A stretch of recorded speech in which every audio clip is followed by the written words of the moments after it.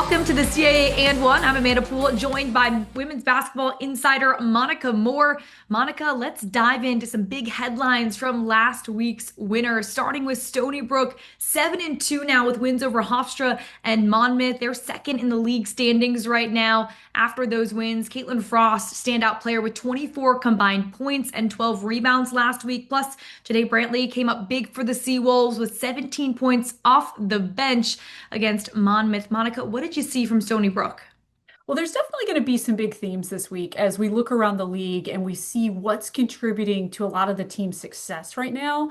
And one of those big themes we're going to see with Stony Brook because it's how teams are closing out games in the fourth quarter. Because if you look at that game against Hofstra, the Pride was up 44-38 heading into the fourth quarter. And then Stony Brook closed out the game on a 14-5 run. And then they held Hofstra scoreless for the last 5.5 minutes of that contest. It was a really impressive defensive effort. And they did the exact same thing against Monmouth. I think when you look at the scoreline of the Monmouth game, it doesn't look like that game was as close as it actually was. But once again, Monmouth really pushed Stony Brook, but Stony Brook goes on a 16-2 run to close out that game. The Stony Brook defense has been fantastic. They're leading the league right now in league play and scoring defense, just allowing about 51 points per game. They're forcing turnovers, they're disrupting shots. I love what we're seeing out of them from a defensive perspective and just from a mental toughness perspective. Yeah, and then moving on to another team that seems to be finding that mental toughness as well. The Dragons on a hot streak. Drexel moving to 6-3 with wins over Monmouth and Northeastern. 5-game win streak. Lainey McGurk and Amaris Baker popping off over the weekend as they normally do. The duo combined for 78 points through 2 games, making up 65% of Drexel's scoring. Monika, how have the Dragons been able to be so consistent right now? Well, once again, it's being able to close out games. But one thing that was a little different from what we talked about with Stony Brook for Drexel, what they did so well was they put themselves in a position to be successful by getting off to strong starts. Against Northeastern, Drexel outscored the Huskies in the first half 39-27. So Northeastern actually outscored them in the second half, but because Drexel had gotten off to such a good start and they were able to hang on, they got the W. And it was very similar against Monmouth. Once again, Drexel goes out, they take care of business in the first half, outscoring the Hawks 31-24. And then, even though Monmouth outscores them in the second half, they're able to hang on. And one thing they did well there was they made their shots from the free throw line. And again, we talked about those big themes. Defense is a big theme. And just like Stony Brook, Drexel is playing phenomenal defense right now because Northeastern and Monmouth are two of the best scoring offenses in the league in league play. And Drexel's defense was very good this week.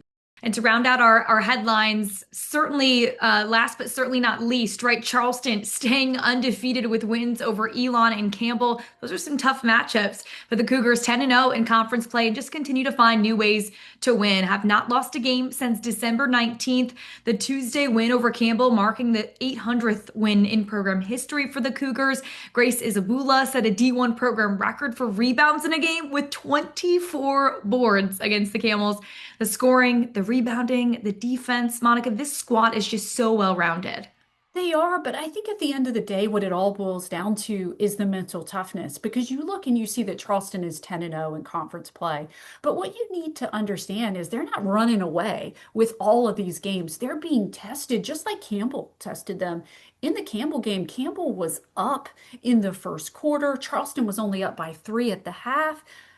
Campbell retakes the lead, and then Charleston has to close out that game. But what I love so much about what we're seeing out of the Cougars is they don't get rattled, they don't get flustered, they don't let the pressure of keeping this winning streak going overcome them when they are tested. Instead, they show that mental toughness, and that's the reason that they're getting all these W's.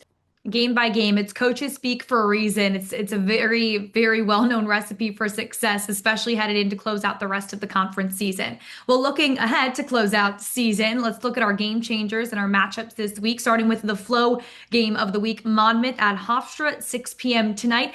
Hofstra's Michaela Carter has had the hot hand for the squad recently. Carter finishing with 18 points on 7 of 11 shooting, including 4 of 7 from beyond the arc against Stony Brook last weekend. Her 44% clip from the perimeter can be a difference maker for Hofstra.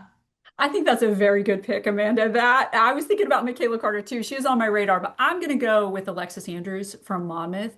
I think Monmouth is looking to rebound this week after dropping their last two contests. Alexis Andrews is a very experienced player. She's very experienced in this league.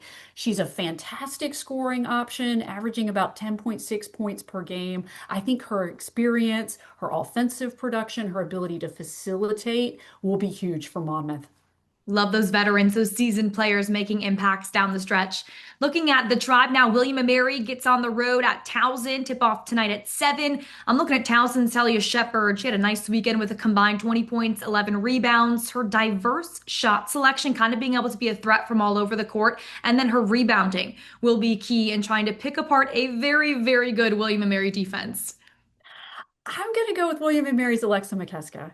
She had a very big week for the Tribe. You look at the numbers. Against UNCW, she had 16 points, 9 rebounds, 6 assists, and 3 steals. And then against Campbell, she had 11 points, 7 rebounds, 8 assists, and 4 steals. There's nothing she was not doing out on the floor. And I'm looking for Alexa McKeska to build off of that this coming week. And to round out our matchups, we look at the Aggies going on the road to take on Campbell on Sunday, tip off at 2 p.m. Now, despite coming up short against Charleston, Campbell showcased just how good that team can be. Olivia Tucker is my game changer. She is averaging 17.2 points per game and 2.7 assists per game in her last 3 outings. Also shooting 36% from that 3-point line. Her skill set can be an X factor against A&T. I'm going to go with A&T's Dariana Howard. She's another player that I thought really upped her level of production this week. A very solid 10.7 rebounds against Towson. And then she did a little bit of everything against Hampton. 8 points, 4 rebounds, 4 assists, a block, a steal. I think she could be an X factor in that matchup against the Camels. Lots to look forward to, just like every weekend. But thank you guys so much for joining us. We'll stay tuned on Flow College. That's where you can watch live. Well, we'll see you guys next week. For Monika Moore, I'm Amanda Poole. Thanks for watching.